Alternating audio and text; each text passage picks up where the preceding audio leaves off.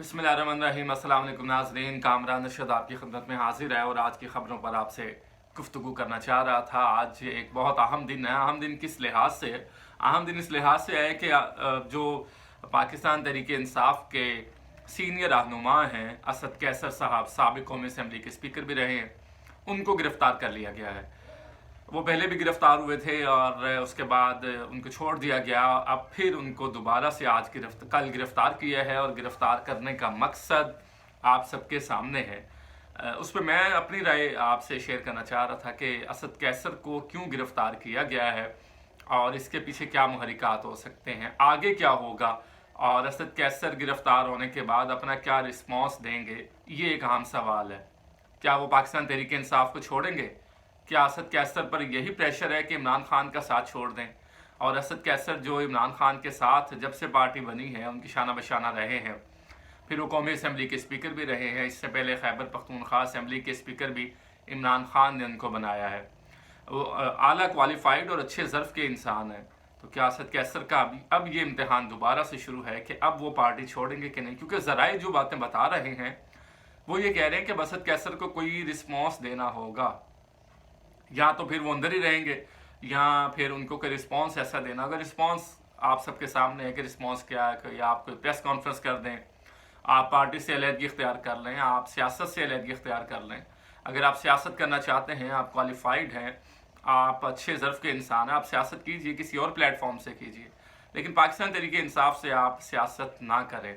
अब इम्तिहान ये है कि ये 3 सवालों का जवाब असद कैसर को ही देना है और अब यही देखना है कि वो अंदर बैठते हैं शाह महमूद कुरैशी की तरह, या वो बाहर आकर प्रेस कॉन्फ्रेंस करते हैं, पार्टी से अलहदगी इख्तियार करते हैं, सियासत से दस्तबरदारी का ऐलान करते हैं। ये तो आने वाला वक्त ही बताएगा।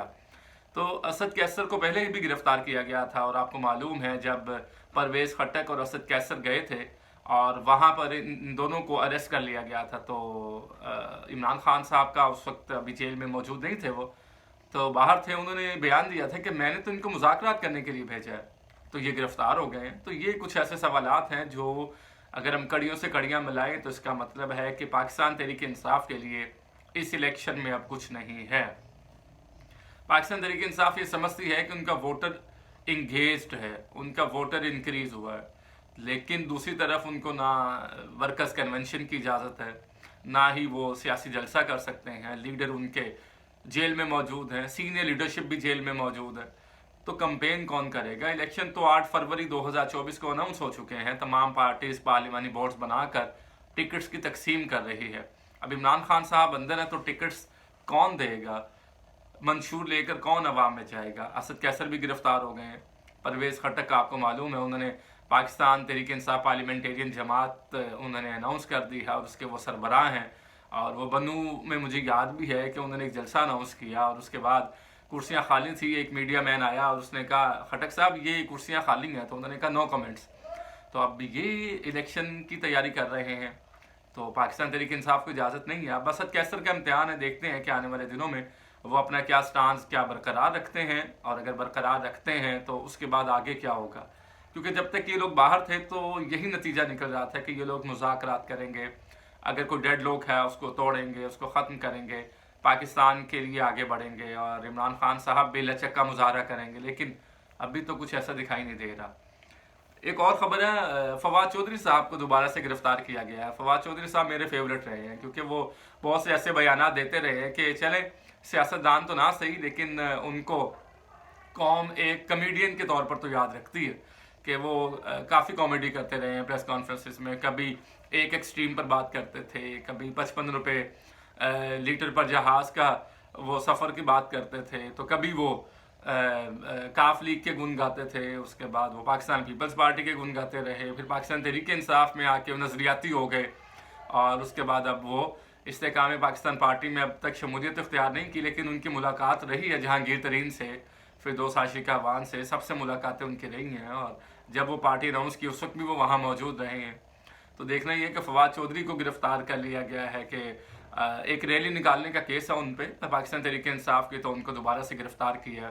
फवाद चौधरी क्या सोच रहे हैं मुझे ये समझ नहीं आ रहा। इन लोगों की गिरफ्तारी और ज़राए यही बता रहे हैं कि आने वाले दिनों में और मज़ीद लोगों को गिरफ्तार किया जाएगा।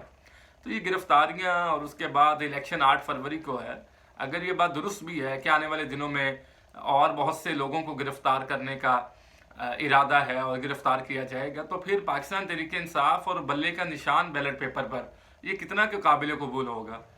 कितने लोग निकाले, कौन लोगों को निकालेगा घर से कि आप जाएं वोट करें? क्योंकि इलेक्शन स्ट्रेटेजी होती है, एक तो होता है कि वोटर को इंगेज करना, जो आप रैलियों, जलसे जुलूस और वर्कर्स कन्वेंशन से करते हैं।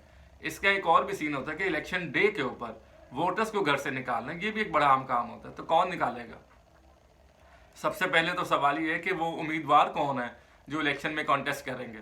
तो इलेक्शन कमिश्नर तो ये कह चुके हैं कि बैलेट पेपर पर बल्ले का निशान मौजूद होगा, और निगरान सेटअप की बात करें वो भी यही कहते हैं कि जी हर पार्टी को आज़ादी होगी कि वो अपने मंशूर को लेकर आवाम में जाए, सबको लेवल प्लेइंग फील्ड डिस्कस हो रहा है। ये लेवल प्लेइंग फील्ड का जब लफ्ज़ आता है तो बहुत सारी बातें समझ में आती हैं। साबिक वज़ीर आज़म नवाज शरीफ साहब आए हैं, उनको ज़मानतें दी गई, उनका जलसा करवाया गया, निगरान हुकूमत ने, निगरान सेटअप ने, मोहसिन नकवी साहब ने उनको फैसिलिटेट किया और एक जलसा मीनार पाकिस्तान पर कामयाब जलसा करवाया।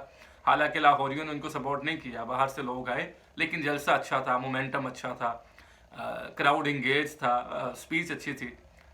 तो ये भी साबिक वज़ीर आज़म है जो इस वक्त जेल में मौजूद है, और वो पिछले दौर में वज़ीर आज़म पाकिस्तान भी रहे हैं। और अब भी जितने सर्वे सामने आ रहे हैं हमारे, उनमें यही है कि बल्ले के निशान के वोटर्स ज़्यादा हुए हैं। लेकिन ये बल्ले के निशान के वोटर्स को निकालेगा कौन? इनको पोलिंग स्टेशन तक लाएगा कौन? पोलिंग एजेंट्स कौन बनेंगे? उम्मीदवार कौन होंगे जिनको वोट दिया जाएगा? तो ये बहुत से सवालात हैं। खैर, ये गिरफ्तारियां हो रही हैं और इसी पर मैंने सोचा कि आज आपसे बात की जाए। आगे कोई न्यू अपडेट्स आती हैं तो फिर आपसे शेयर करेंगे। अपना ख्याल रखिएगा। अल्लाह हाफिज़।